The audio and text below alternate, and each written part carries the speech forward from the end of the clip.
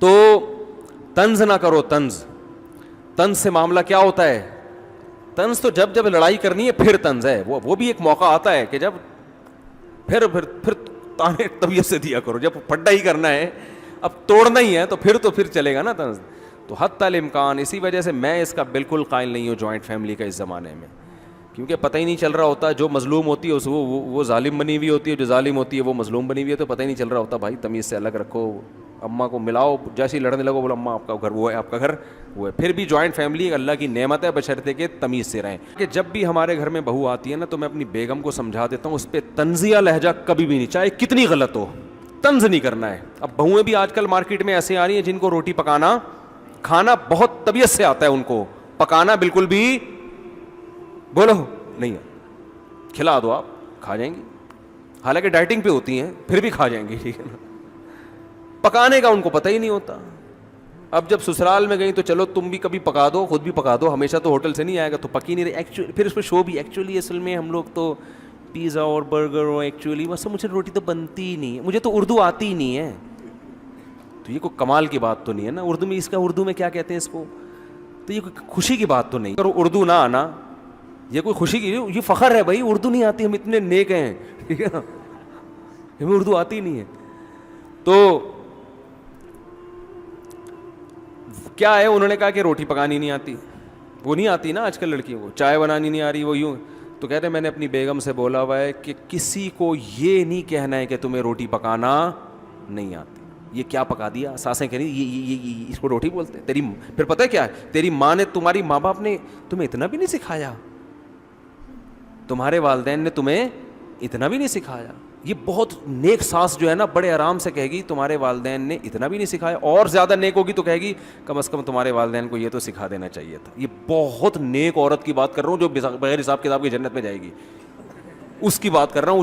تانا تو ہو گیا نا, لیکن بڑے آرام سے, وہی والی بات ہے نا, اعصابی کمزوری ہے وہ چل رہا ہے بیچارہ دو کہ تمہاری ماں نے تمہیں روٹیاں پکانا تو کم از کم سکھا دینا. چلو میں سکھا دیں, لیکن ماں پہ طنز تو کر دیا نا بھائی, یہ کون سا اتنا بڑا کام ہے یار, روٹی پکانی نہیں آتی. دیکھو شریف ہے, کوئی چور نہیں ہے, ٹھیک ہے نا, شوہر سے وفا کر رہی ہے. تو آپ اس کو بتا دو کہ بیٹا آپ کو ماشاءاللہ بہت سارے کام آتے ہیں, تو اب روٹی پکانا بھی آپ کو آتی ہے, لیکن اور ذرا اچھی آ جائے تو وہ یوں میں بتا دیتی ہوں. یہ سمجھ میں آ رہی ہے بات. پھر دوسروں کے سامنے اس کی تعریف ہو بہو کی, اس کو یہ نہیں کہ اس کو تو روٹی پکانا میں نے سکھائی ہے, اپنے ماں باپ کے گھر سے تو روٹی بھی نہیں آتی تھی.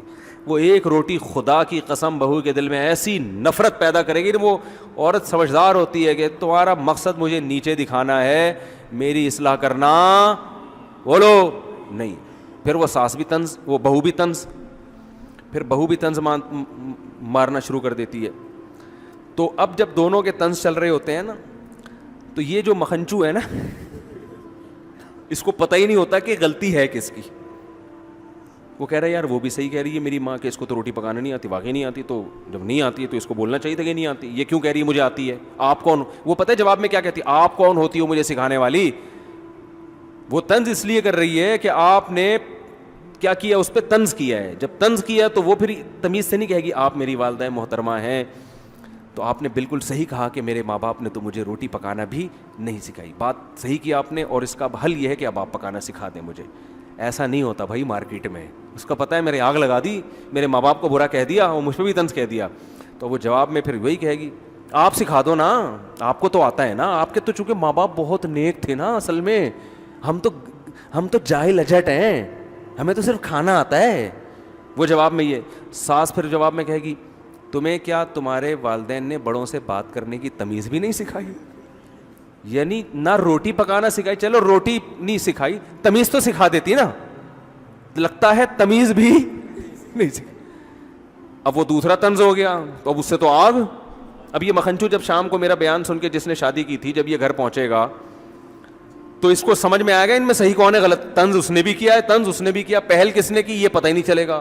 اور خدا کی قسم قیامت آ جائے گی, عورتوں کی لڑائی میں یہ فیصلہ کرنا کہ ان میں صحیح کون ہے غلط کون ہے, کسی کے باپ, کوئی کائنات میں ایسا انسان کا بچہ پیدا ہوا ہی نہیں ہے.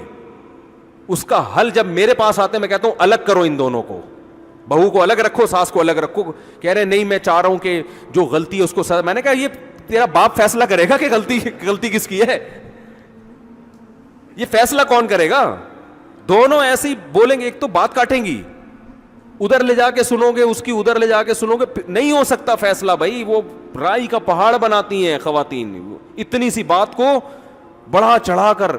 اور پھر ساس بہو میں ایک دفعہ یہ پیدا ہو گیا نا کہ یہ مجھ سے نفرت کرتی ہے, مجھے نیچا دکھانے کی, اور پھر اب تو ہر بات میں یہی ہوگا. اب یہ آٹومیٹک ہو گئے ہیں. ٹھیک ہے, ابھی ایسے جیسے آٹومیٹک گاڑی آپ نے چلا کے چابی اندر بھول گئے, دروازے لاک ہو گئے, اب کھڑے ہو کے دیکھو اب یہ کیا ہو رہی ہے, جا رہی ہے, اب نہیں رکے گی یہ. اب آپ تماشا دیکھو. تو اس لیے میں کہتا ہوں تمیز سے رہنے کا طریقہ کیا ہے, پہلے اپنی بیگم کو بتا دو بہو آ رہی ہے, طنز بالکل نہیں کرنا. نہیں آتی روٹی پکانا تو بولو بھائی کوئی بات نہیں بیٹا, یہ تو ہوتا ہے, مجھے بھی نہیں. جھوٹ بول رہا ہے یار تھوڑی دیر کے لیے, بیٹا مجھے بھی نہیں آتی تھی, مجھے میری ساس نے سکھائی. کیا بات ہے, ایسے جھوٹ تو چلتا ہے, یہ تو ثواب ملے گا ایسے جھوٹ پہ. اور یہ 100% جھوٹ بھی نہیں ہے, کچھ نہ کچھ تو سکھایا ہوگا نا اس نے, تو تھوڑا سا بول دو اور وہ بھی اس کو بھی سکھا دو. تو ایسے گھر جنہوں نے شروع میں کنٹرول کر لیا نا, ان کے گھر جنت بنے ہوئے ہیں. 4 5 بہویں ایک ساتھ رہتی ہیں اور کوئی طنز نہیں ہوتا. اور ایسے گھر بھی الحمدللہ ہمارے معاشرے میں تھے کہ 4 بیٹے اور بہویں 6, پھر بھی الحمدللہ وہ چل گئے کسی نہ کسی درجے میں. خیر, تو طنز نہ کرو. طنز سے معاملہ کیا ہوتا ہے؟ طنز تو جب لڑائی کرنی ہے پھر طنز ہے. وہ بھی ایک موقع آتا ہے کہ جب پھر تانے طبیعت سے دیا کرو. جب پھڈا ہی کرنا ہے, اب توڑنا ہی ہے, تو پھر چلے گا نا طنز. تو حتی الامکان, اسی وجہ سے میں اس کا بالکل قائل نہیں ہوں جوائنٹ فیملی کا اس زمانے میں, کیونکہ پتہ ہی نہیں چل رہا ہوتا. جو مظلوم ہوتی ہے وہ ظالم بنی ہوئی ہوتی ہے, جو ظالم ہوتی ہے وہ مظلوم بنی ہوئی ہے, تو پتہ ہی نہیں چل رہا ہوتا. بھائی تمیز سے الگ رکھو, اماں کو ملاؤ, جیسے ہی لڑنے لگو بولو اماں آپ کا گھر وہ ہے, آپ کا گھر وہ ہے. پھر بھی جوائنٹ فیملی ایک اللہ کی نعمت ہے, بشرطے کہ تمیز سے رہیں. تو طنز نہ کرو, نہ شاگردوں پہ طنز کیا کرو, نہ اپنی اولاد پہ طنز کیا کرو. باپ بیٹوں کو سمجھائے تو آرام سے, بیٹا یوں ہوتا ہے ایسا ہے, تو ایسے آرام سے تمیز سے جب سمجھائے گا نا, تو کم از کم بیٹا محسوس کرے گا ابا میرے کو کیا دے رہے ہیں, عزت دے رہے ہیں. طنز کرو گے, ہم تو بیٹے کو پھر بھی کہتے ہیں یار باپ طنز بھی کرے برداشت کرو, لیکن آج کل جو اعصاب لوگوں کے کمزور ہیں, گٹکے کھانے والا کہاں برداشت کرے گا, سگریٹیں پی کے گٹکے کا, اور بھی بہت کچھ کام ہو رہے ہیں, تو وہ سب کرا کے وہ برداشت کیا ہو گئی, ختم. تو آرام سے تمیز سے ٹھنڈا کر کے آرام سے. ہمارے استاذ نے ایک واقعہ سنایا کہ ایک طالب علم جو تھا نا, پڑھائی میں دلچسپی نہیں لے رہا تھا, پڑھائی میں حالانکہ بہت ذہین تھا. جو معاشرے کی اصلاح چاہتے ہیں نا, ان کا ایٹیٹیوڈ یہ ہوتا ہے, حالانکہ ذہین ہے, پڑھ نہیں رہا. استاذ نے کبھی ایک تھپڑ, کبھی وہاں سے تھپڑ, ابا بھی کوٹ رہے ہیں پکڑ کے اس کو. تو کہہ رہے مجھے بتایا کہ یار اس کو مارتے رہتے ہیں. تو میں نے اس کو سائڈ پہ لے کر گیا. میں نے کہا بھائی پہلی بات میں گارنٹی دیتا ہوں آئندہ تم پہ کوئی ہاتھ نہیں اٹھائے گا. لڑکے کی عمر ہوگی 16-17 سال, بالکل ینگ. کہہ رہے میں نے کہا ہاتھ نہیں اٹھائے گا. تمہیں اتنا شوق ہے پڑھنے کا, تم پڑھتے کیوں نہیں ہو؟ عزت دی نا اس کو, اور کہا کہ دیکھو جو تمہارے دل میں بات ہے مجھے بتاؤ, میں تمہاری عزت کی بھی حفاظت, تمہارے راز کی بھی حفاظت کروں گا, کیونکہ تم تو بہت اچھا پڑھتے تھے, اچانک کیا ہو گیا تمہیں؟ کوئی میڈیکلی کوئی پرابلم ہو گئی ہے, کچھ بھی ہو گیا ہے, میں پہلی بات تمہارا راز رکھوں گا, تمہیں ذلیل نہیں کروں گا. تو اس نے کہا کہ مجھے عشق ہو گیا اپنی کزن سے, اور ہر وقت وہ میرے دماغ میں بسی رہتی ہے. واقعی بھی پرانا, اس وقت موبائلوں کا زیادہ استعمال نہیں ہوتا تھا, اور میرے دماغ میں وہ گھس گئی ہے. مجھے ہر وقت اس کے خیالات آتے ہیں, ہر وقت اس سے ملنے کا شوق. اور میں یہ بات اپنے باپ سے نہیں کر سکتا, کیونکہ ہمارے گھر کا ایسا ماحول نہیں ہے کہ ابا سے کہیں ابا مجھے فلانی سے عشق ہو گیا. ابا کہہ کہ چماٹ لگایا, کم بات اپنی عمر دیکھ تجھے پڑھنے کے لیے میں نے بھیجا ہے اور عشق ہو گیا, تو مولوی بن رہا, مدرسے کا طالب علم تھا, تو مولوی بن رہا ہے. تو اب کیا کیا کہ مدرسے کا تھا, پتہ نہیں کالج کا تھا, مجھے صحیح یاد نہیں ہے. واقعہ یہ ہو گیا کم از کم 20 سال پرانا. تو انہوں نے اس کو جا کے سمجھایا. انہوں نے کہا کہ کوئی بات نہیں, میں تمہارے والد سے بات کرتا ہوں. اس نے کہا نہیں آپ بات کریں گے, ابا غصے میں آ جائیں گے. انہوں نے کہا چھوڑو یار. ابا کو جا کے سمجھایا, دیکھو یہ اچھا بھلا لڑکا ہے, اتنے شوق سے پڑھ رہا تھا, یہ بندہ 2 نمبر نہیں ہے. ایک تو سست ہوتا نا, اس کمبخت کا تو کوئی علاج ہے ہی نہیں. سست کو تو تھپڑ ماریں گے نا تو وہ اور پڑ جائے گا کہ اب تو میرے زخم ہو, میرے تو تکلیف درد ہو رہا ہے, ٹھیک ہے, میں تو اب اٹھ ہی نہیں سکتا.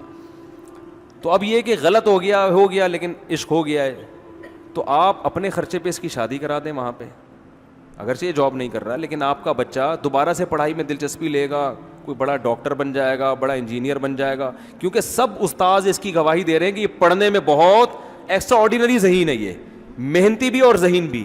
اب فالٹ یہ ہو گیا ہے، تو آپ اپنے خرچے پہ کر دیں، جب یہ کمانا شروع کرے گا تو کھلائے گا نا بیوی کو۔ کوئی لوفر قسم کا لڑکا تو یہ ہے نہیں کہ آپ کے ذمہ داری پہ چھوڑ کے بھاگ جائے، تو اگر آپ کر لیں تو فائدہ ہوگا۔ اتنا کہہ رہے ہیں، اس کو سمجھایا، اس کے ابا راضی ہو گئے، ابا نے اپنے خرچے پہ شادی کر لی۔ کہہ رہے ہیں دوبارہ سے اتنا ماشاءاللہ پڑھ کے دیا، وہ اتنا ذہین، اس کے دماغ سیٹ ہو گیا نا، سیٹنگ پہ آ گیا۔ ہاں وہ رشتے سے انکار کر دیتے، وہ لڑکی والے راضی نہ ہوتے تو پھر لڑکی والوں سے ریکویسٹ کی جاتی، پھر بھی راضی نہ ہوتے، پھر چترول بنتے تھے، بیٹا جب نہیں دے رہے تو اب تو ہٹانا وہاں سے دماغ۔ یہ تھوڑی کہ کوئی بھی کسی پہ لٹو ہو جائے تو بس وہ ہو گیا تو مل جائے گی، نہیں۔ عمل الانسان ما تمنا، اللہ قرآن میں فرماتے ہیں انسان کو ہر محبوب چیز نہیں ملتی، کچھ مل جائیں گی، کچھ میں صبر کرنا پڑے گا۔ تو ورنہ تو ساری دنیا کی سیٹنگیں اگر کامیاب ہو رہی ہوتی تو یہ ڈیٹنگ پوائنٹ اور چھپ چھپ کے ملاقاتیں کیوں ہوتی؟ جہاں پسند آئی پیغام بھیجا، ابا نے کہا لیا، ایسا نہیں ہوتا۔ ابا درمیان میں کباب میں ہڈی، اماں کباب میں ہڈی، پھر آپ کے ابا راضی ہو گئے تو پھر ان کے ابا ہڈی، ان کی اماں ہڈی، اتنے سارے ہڈے درمیان میں ہول سیل کے حساب سے پڑے ہوئے ہیں، اور اتنے کانٹے ان کو عبور کر کے کبھی مل جائے گا کبھی نہیں۔ تو جب نہیں ملا تو پھر وہی ہمارا فلسفہ، کہیں اور ٹرائی کرو بھائی، ٹھیک ہے نا۔ یہ نہیں کہ اس کے یہ جو کہتے ہیں نا میں تمہارے انتظار میں 20 سال بیٹھا رہوں گا، یہ پاگل آدمی ہے، بے وقوف آدمی ہے، یہ پاگل ہے، یہ کچھ بھی نہیں کر سکتا دنیا میں، ٹھیک ہے نا۔ 20 سال میں تو تمہارے بچے 20 سال کے ہو جائیں گے۔ اللہ کے بندے چھوڑ دے، ہٹا اس کو دماغ سے، نکال کہیں اور کر۔ اب جو دل میں جو جلن ہو رہی ہے وہ جلن خود بخود ختم ہو جائے گی جب اس سے تعلق چھوڑ دو گے۔ کوئی بھی خبر میں لے کے محبتوں کو نہیں جاتا۔ تو جو اصل بات جہاں سے شروع ہوئی تھی بس ختم کرتا ہوں، اگر تمیز سے کام کیا جائے نا، بہت سارے کام، بڑے بڑے مشکل مسئلے حل ہو جاتے ہیں۔ اور اگر یہی ہفڑ دفڑ اور تمیز نہیں ہے، ادب نہیں ہے، تو میرے بھائی بنے ہوئے مسئلے بھی کیا ہو جاتے ہیں۔ میں نے گھروں میں محبتیں تھیں، ذرا سی بات پہ تلواریں نکلتی ہوئی دیکھی، بندوقیں نکلتی ہوئی، تمیز نہ ہونے کی وجہ سے۔ تو تمیز سینٹر ایک ہم سب کو کھولنا چاہیے جس میں ہم سب تمیز سیکھیں۔ خیر، میں نے اپنے ایک بہت سینئر استاد سے طلاق کا ایک مسئلہ آیا تھا، شراب میں کسی نے لکھ کے طلاق دی تھی، شراب پی کے کسی نے لکھ کے طلاق دی تھی، اور اس کو کہنا تھا میرا ہوش نہیں ہے۔ تو اصل مسئلہ تو کہ شراب پی کے اگر کوئی زبان سے طلاق دیتا ہے تو ہو جاتی ہے، اور اس کے نہ ہونے پر یاد رکھو کوئی دلیل نہیں ہے، کیونکہ میرا یہ کلپ جیسے ہی جائے گا بہت سے لوگ حدیثیں پیش کرنا شروع کر دیں گے کہ نشے میں طلاق نہیں ہوتی۔ ایسی کوئی حدیث نہیں ہے کہ نشے میں طلاق نہیں ہوتی ہے۔ یہ حدیث میں یہ آتا ہے کہ اغلاق میں طلاق نہیں ہوتی، جب تالا پڑ جائے عقل پہ تو اس سے سوتا ہوا آدمی مراد ہے، یہ دیوانہ مجنون مراد ہے۔ جو شخص شراب پیتا ہے اسے یہ کمبخت کو پتہ ہوتا ہے کہ میں بیوی کو طلاق دے رہا ہوں، ٹھیک ہے نا، ماں کو نہیں دے رہا ہوتا، بیوی کو۔ تو ایسے، اور پھر شراب کی حالت میں شریعت نے کسی عمل میں ہمیں معاف نہیں کیا۔ شراب کی حالت میں آپ کسی کو چاقو مار دیں، قصاص لیا جائے گا آپ سے، حالانکہ قصاص معمولی شبہات سے ساقط ہو جاتا ہے۔ جرم کی نوعیت ذرا سی کم ہو تو قصاص نہیں ہوتا، قتل نہیں کیا جاتا۔ زنا کر لیں تو کوڑے، شراب پی کے اگر کوئی بدکاری کرے گا نا تو اس کو کوڑے لگیں گے، حالانکہ زنا کی جو حدود ہے نا، زنا کی حد معمولی سے شبہ سے کیا ہو جاتی ہے، بولو، ساقط ہو جاتی۔ مثال کے طور پر ایک آدمی نے کسی عورت سے زنا کیا اور بولا کہ یہ میری بیوی ہے، اور اس پہ جو ہے وہ گواہ پیش کر دیے، اس نے، اب گواہ جھوٹے ہیں سچے ہم، لیکن وہ تو ایک الگ مسئلہ ہے کہ بیوی ہے یا نہیں ہے، لیکن کم از کم زنا کی حد جاری نہیں ہو سکتی، کیونکہ قاضی کو کیا ہو گیا ہے، شبہ پیدا ہو گیا، یار یہ ہے بھی کہ نہیں ہے۔ تو یہ حدود معمولی سے بھی کہیں جرم کی نوعیت میں کچھ کمی ہو یا شبہ ہو تو یہ کیا ہو جاتا ہے، حد ساقط ہو جاتی ہے کہ بھئی بہت بڑی سزا ہے نا، ذرا سا بھی شبہ ہو، یعنی اس کے جرم کی نوعیت میں ذرا سی بھی کمی ہو تو حد ساقط۔ اب ایک آدمی شراب پی کے زنا کرتا ہے تو وہ کہہ سکتا ہے کہ جج صاحب میں تو پی کے ٹن ہو گیا تھا، مجھے تو پتہ ہی نہیں تھا، میں شادی شدہ ہوں، یہ غیر شادی شدہ، مجھے تو نہ یاد تھا۔ تو کسی کا بھی مذہب نہیں ہے کہ اس پہ زنا کی سزا جاری نہیں ہوگی، یار اس بیچارے کو کیا پتہ، کوڑے پڑیں گے۔ زنا شادی شدہ ہے تو رجم ہوگا، کنوارا ہے تو کوڑے پڑیں گے۔ تو یہ اسلام نے شراب پی کے جب آپ کوئی عمل کرتے ہیں تو اس کا بالکل اعتبار کیا نہیں ہے۔ بعض لوگ اس پہ یہ دلیل دیتے ہیں کہ کلمہ کفر اگر کوئی شخص کہہ دیتا ہے، وہ جبری طلاق میں کہتے ہیں. احناف کے یہاں جبری طلاق بھی ہو جاتی ہے کہ اگر مار پیٹ کے کسی نے زبان سے طلاق نکلوا لی پھر بھی ہو جائے گی. تو یہاں بھی یہ دلیل دی جاتی ہے کہ وہ تو اپنے اختیار سے نہیں دے رہا, وہ تو مجبور ہے, اور اس پہ تو عقل کے دروازے کیا ہو گئے ہیں, بند. حدیث میں آتا ہے نا اغلاق میں طلاق نہیں ہوتی, تو عقل کے دروازے اس پہ بند نہیں ہو گئے. بہت ہوشیاری سے اس نے ایک کام یہ کیا ہے کہ کوڑے سے بچنے کے لیے اس نے کیا کر دیا, اگر بے وقوف ہوتا تو ہڈیاں توڑوا دیتا. صحیح ہے نا. گن پوائنٹ پہ بھی طلاق ہو جاتی ہے, بندوق رکھی یہاں پہ, تو ڈاکو کہہ رہے ہیں طلاق دو اس کو ورنہ مار دیں گے.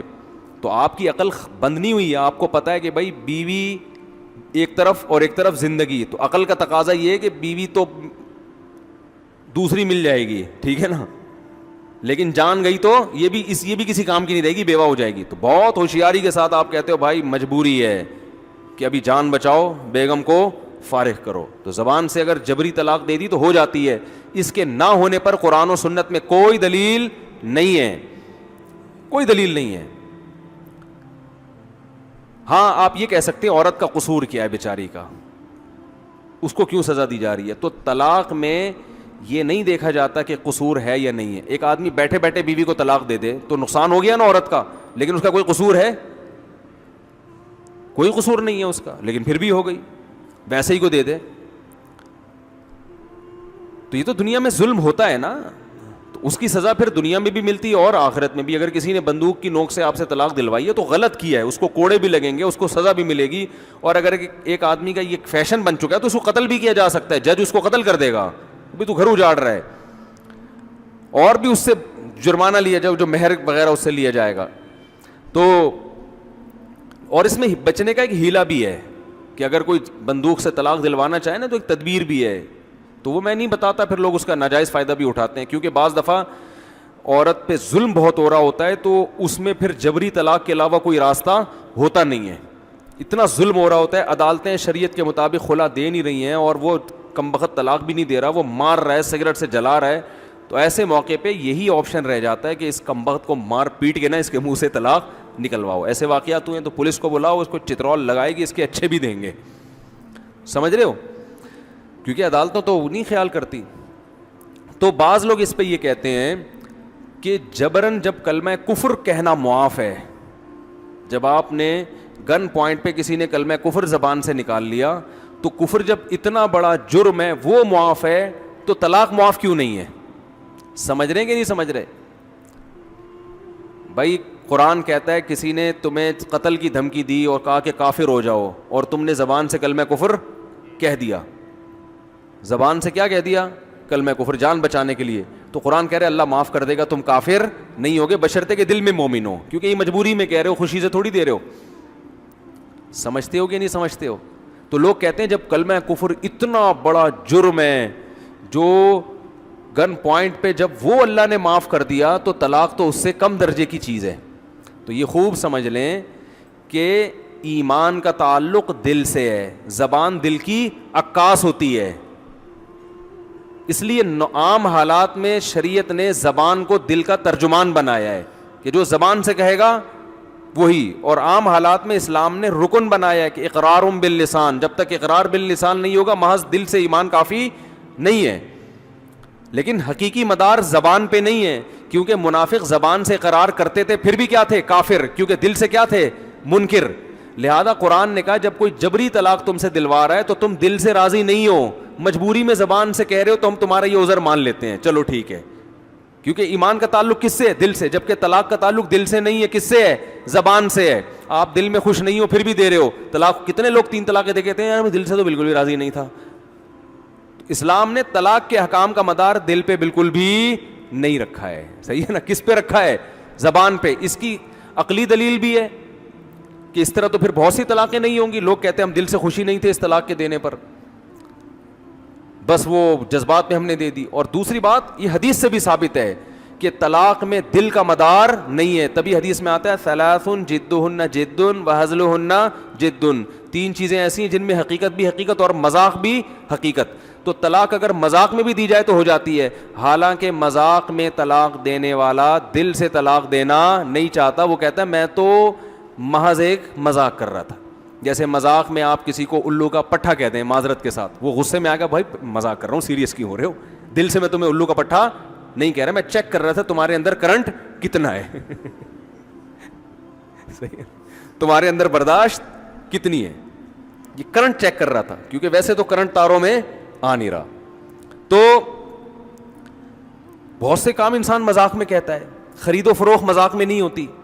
جیسے میں نے مذاق میں کہہ دیا کہ یہ گھڑی میں نے آپ کو 1 لاکھ میں دی, آپ کو پتا ہے مجھ سے مذاق کر رہے ہیں, آپ نے کہا کہ میں نے 1 لاکھ میں خریدی, آپ کو پتا ہے کہ میں بھی کیا کر رہا ہوں, مذاق, دونوں کو پتا ہے مذاق کر رہے ہیں. تو نہ یہ 1 لاکھ میں آپ کی ہوئی, نہ میں اس قیمت کا مالک بنا, یہ ڈرامہ ہے, اس میں نہیں ہوگی طلاق, سوری اس میں خرید بے و شراء نہیں ہوگی. لیکن طلاق میں حدیث میں آتا ہے ورڈنگ پر ہے, ورڈ, الفاظ کیا یوز ہو رہے ہیں. دل کی خوشی کا اعتبار, دل کی نیت کا اعتبار نہیں ہے. تو جب جبر میں گن پوائنٹ پہ طلاق دی جاتی ہے تو طلاق دینے والی کی نیت طلاق کی نہیں ہوتی, صرف الفاظ ہوتے ہیں. تو اسلام کی قرآن و سنت کہتا ہے طلاق میں مدار کس پر ہے, الفاظ پر, دل راضی نہیں ہو ایسا اس سے نہیں. جبکہ ایمان کا تعلق کس سے ہے, دل سے ہے. تو گن پوائنٹ اس کی علامت ہے کہ دل سے راضی نہیں ہے, مجبوری میں زبان سے کہہ رہا ہے.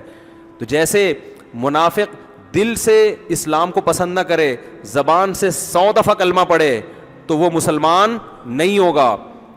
اور کسی کے ہاں بندوق رکھی ہوئی ہو اور وہ دل سے مومن ہو, زبان سے کلمہ کفر کہہ دے تو وہ کافر نہیں ہوگا. لیکن طلاق میں اگر کوئی شخص دل سے طلاق سے راضی نہیں ہے لیکن زبان سے مذاق میں یا کسی بھی طرح سے کہہ دے تو طلاق ہو جائے گی. اور دل سے طلاق پہ راضی ہو گیا ہے, وہ دل میں کہہ رہا ہے بس میں نے دے دی ہے نا, دل میں کہہ رہا ہے, لیکن زبان سے کیا کہتا ہے, نہیں دی, تو ہوگی نہیں ہوگی. زبان سے دے گا, زبان سے نہیں دے رہا تو نہیں ہوگی. صاف پتہ چلتا ہے کہ طلاق کے حکام کس پہ چلتے ہیں بھائی, زبان پہ. سمجھتے ہو گے نہیں سمجھتے, اس لیے جبری طلاق بھی ہو جاتی ہے. اور سعودی عرب کی عدالتیں تو کے علماء فتویٰ دیتے ہیں کہ جبری نہیں ہوتی کیونکہ حنبلی فقہ کو فالو کرتے ہیں, لیکن عدالتیں جبراً صبح و شام طلاقیں دلوا رہی ہوتی ہیں کیونکہ ان کے پاس اس مسئلے میں فقہ حنفی کے علاوہ کوئی راستہ ہے نہیں. کیونکہ جب ظالم مردوں کے کیسز آتے ہیں نا تو عدالت کہتی ہے 2 طلاق دو. جب پتہ چل جاتا ہے نا ظالم ہے تو سعودیہ کی عدالت کہتی ہے 2. وہ کہہ رہا ہے تو میں نہیں دے رہا, تو اس کو شرطے ورتے کھڑے ہوئے ہوتے ہیں, 2-4 سعودی شرطیں آنکھیں دکھاتے ہیں, وہ دیتا ہے. عدالت تو جبری کر رہی ہوتی ہے نا, اس کو پتہ ہے جیل میں ڈال دیں گے. تو وہاں سب جبری طلاقیں ہو رہی ہیں, وہاں کوئی نہیں کہتا کہ جبری طلاق نہیں ہوتی. ہمارا بس خون پیا ہوا ہے کہ تم اندھے مقلد ہو, تم قرآن و سنت کو فالو نہیں کرتے. حدیث میں تو آتا ہے لا طلاق ولا عتاق فی اغلاق, حدیث میں یہ کہیں بھی نہیں, اغلاق کا مطلب آپ اپنی طرف سے کر رہے ہو یہ. اور ایک روایت میں آتا ہے کہ ایک صحابیہ نے وہ ایک اپنے شوہر کے سینے کے چڑھ پہ نا, سینے پہ چڑھ کے چھورا رکھ دیا. یہ روایت بتاتے ہوئے ڈر لگتا ہے کہ کر نہ لیں کوئی خاتون نے چھورا رکھا, بولا مجھے طلاق دو, اس نے دے دی بیچارہ, 3 طلاقیں دے دی. تو جب نبی کے پاس کیس گیا آپ نے فرمایا لا قیلولۃ فی الطلاق, طلاق میں اقالہ نہیں ہوتا, فسخ نہیں ہوتا, ہو گئی ہے. وہ الگ بات ہے کہ اس عورت کو سزا دی جائے گی, کچھ بھی ہوگا. تو بعض علماء اس حدیث کی سند پہ کلام کرتے ہیں کہ یہ حدیث کی سند ٹھیک نہیں ہے, لیکن ایسا نہیں ہے کیونکہ ابھی اس کا موقع نہیں ہے تو پھر اس پہ کسی وقت, لیکن روایت بھی ہمیں ملتی ہے. اس روایت کو ضعیف بھی قرار دے دو تو باقی تو وہ جو حدیث تو ہے نا کہ 3 چیزیں مذاق میں بھی کیا ہیں, حقیقت ہیں. تو اس سے پتہ چلتا ہے کہ اس میں شریعت نے زبان پہ مدار. نکاح بھی ایسا ہی ہے, آپ دل سے راضی نہیں ہو نکاح کرنے پر, لیکن قاضی نے جب کہا کہ قبول ہے بول لے تو آپ نے بولا قبول ہے, ہو گیا قبول ہے, آپ کی بیوی بن گئی ہے. اب طلاق دو گے تو مہر دینا پڑے گا. آپ بولے گے میں تو مجھے بالکل خدا کی قسم اتنا افسوس ہو رہا ہے نا, کہو گے آپ کو افسوس ہو یا. البتہ تحریر میں ایسا نہیں ہے. فقہا یہ بہت ذہین دماغ ہیں فقہا کے, آج ان فقہا سے ہمیں بدگمان کیا جا رہا ہے اور 15ویں صدی کے مولویوں کا مقلد بنایا جا رہا ہے. فقہا نے یہ بات لکھی ہے کہ جبری طلاق ریٹن میں نہیں ہوتی. ریٹن میں لکھ کے اگر کوئی زبردستی مار پیٹ کے یا دباؤ ڈال کے دے رہا ہے اور آپ دل سے راضی نہیں ہو, پھر لکھنے سے نہیں ہوگی طلاق. کیوں؟ اس لیے کہ شریعت نے مدار کس پہ رکھا ہے, زبان پہ. لکھائی زبان کی عکاسی ہے, تحریر کس کی عکاسی ہے, بولو, زبان کی. تو یہ عکاس یعنی ترجمانی کرتی ہے تحریر کس کی, زبان کی.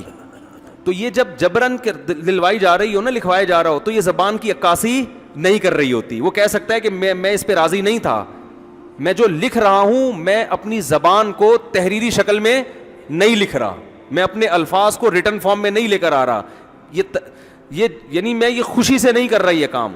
تو ایسے موقع پر اس کی تحریر اس کی زبان کی عکاس نہیں ہے, اس کی زبان کی ترجمان نہیں ہے, اور اس کی بات دلیل بھی ہے کہ دیکھو بندوق لے کے بیٹھا ہوا تھا, دیکھو تھپڑ مار رہا تھا, دیکھو ابا آنکھیں دکھا رہے تھے, ٹھیک ہے نا, تو میں تو خوش نہیں تھا اس پہ. تو اگر وہ دعویٰ کرتا ہے کہ میں خوش نہیں تھا اور اس پہ قرینے بھی موجود ہوں, خالی دعویٰ برائے دعویٰ نہ ہو, قرائن بھی ہوں, تو اس کا مطلب ہے کہ یہاں تحریر زبان کی ترجمانی نہیں کر رہی ہے, کیونکہ یہ راضی نہیں ہے. ترجمان وہی ہوتا ہے جو راضی ہوتا ہے.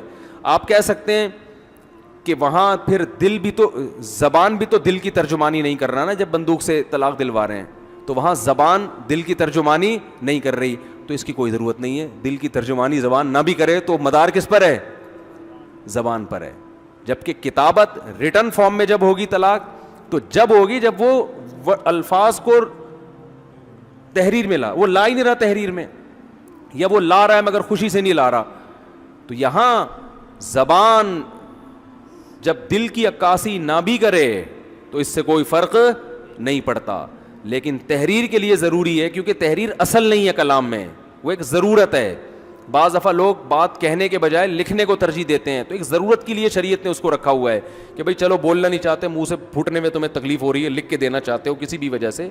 تو یہاں جب تحریر زبان کی ترجمانی نہیں کر رہی ہوگی تو پھر تحریری طلاق واقع نہیں ہوگی. اس لیے ہم کہتے ہیں جبراً اگر تحریری طور پہ طلاق دے دی جائے تو وہ واقع نہیں ہوتی. سمجھتے ہو کہ نہیں سمجھتے؟ تو آج بہت ہوتا ہے نا, دباؤ میں ڈال کے داماد کو دے طلاق دے, وہ بیچارہ لکھ دیتا ہے, وہ اس کو دیکھ رہا ہوتا ہے سالے کو. تو ایسے موقع پہ اگر زبان سے نہیں دی ہے تو نہیں ہوگی طلاق.